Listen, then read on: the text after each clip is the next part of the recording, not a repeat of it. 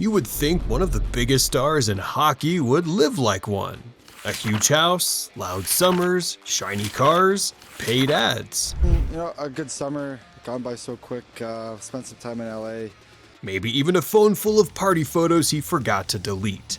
And sure, Nathan MacKinnon has the money for all of that. But the weird part is he seems way more interested in sleep, recovery, and what's on your plate than anything flashy, rich, or reckless. So, before we get to the love life, the contract, the cars, the cup, and that brutal Olympic moment, start with this. He does not really live like a celebrity. That shows up first in his relationship. MacKinnon and Charlotte Walker have been together for years, and according to multiple reports, they kept the relationship private for about 5 years before it became public in 2016. In modern sports, that is almost suspiciously normal. A star this famous usually has every dinner trip and birthday floating around online. But their relationship has mostly stayed out of that machine.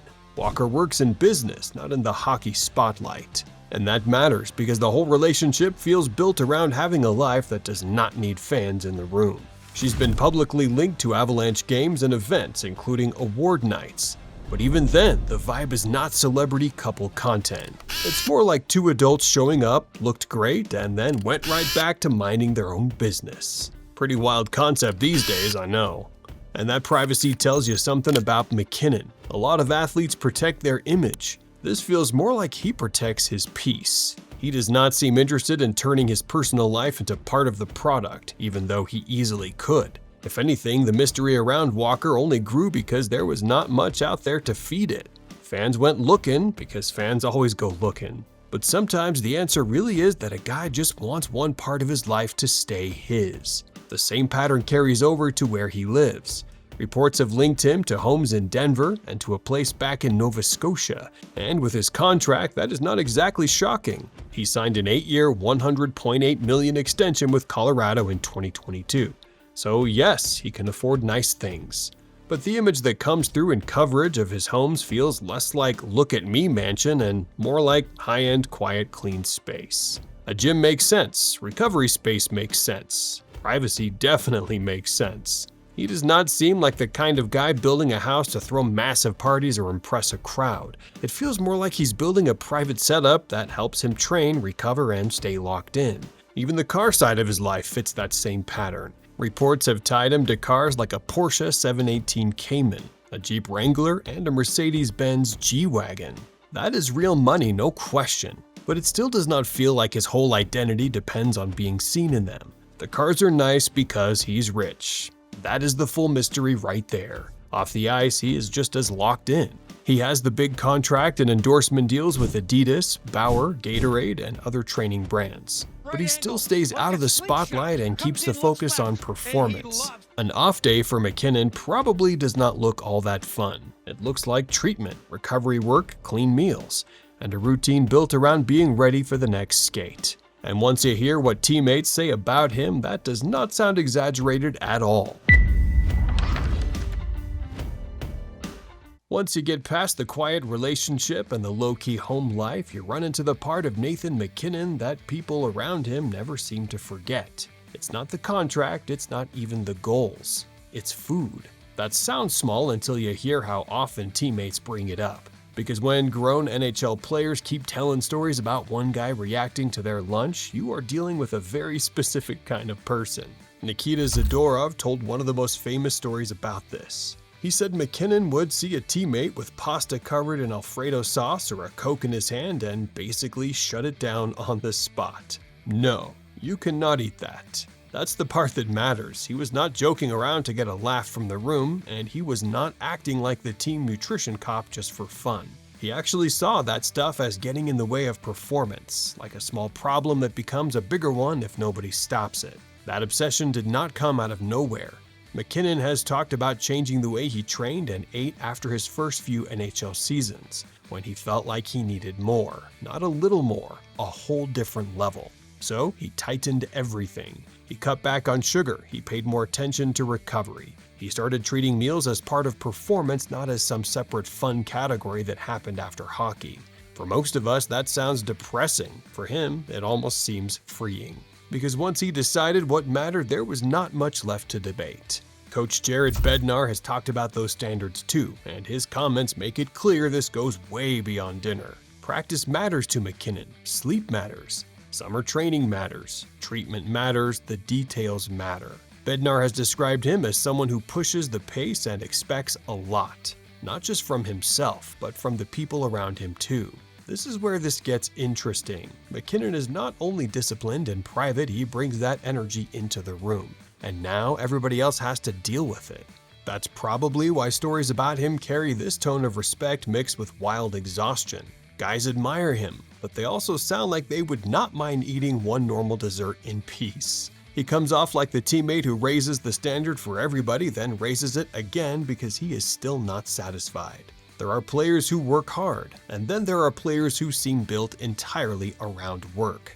MacKinnon lands in that second group. The Sidney Crosby connection helps explain why this keeps coming up. MacKinnon has spoken openly about training with Crosby in the summer.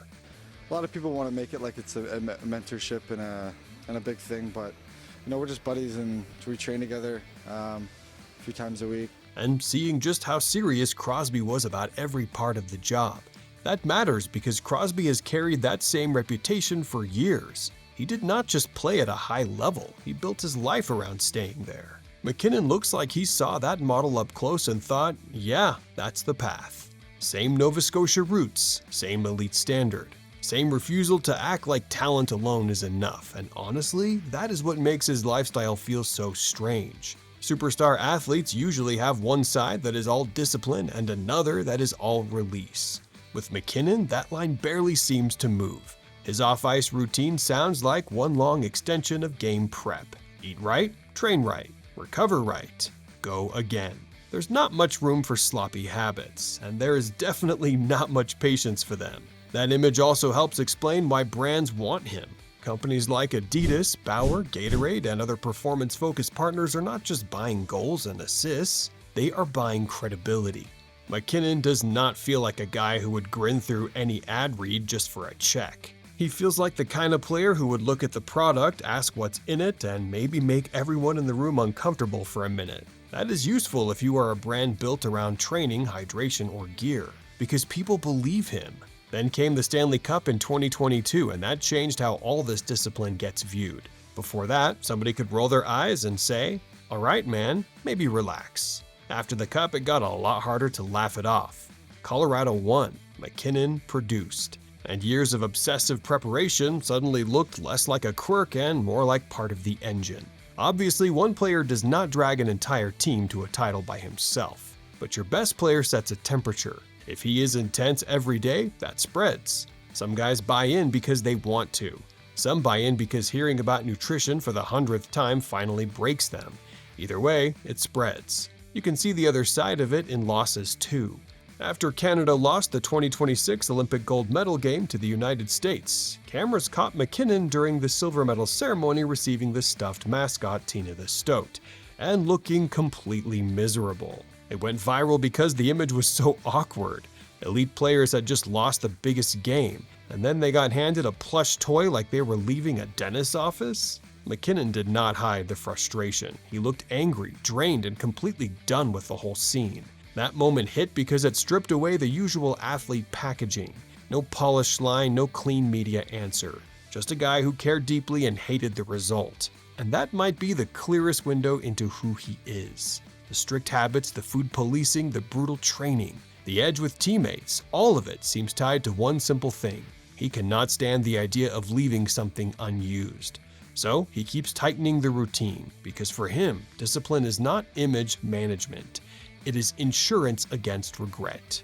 By the end of it, the celebrity picture people start with does not really hold up. Yes, Nathan MacKinnon has the money, the endorsements, the cars, the homes, all of that. But the person inside that life still looks a lot more like a full-time competitor than a public star.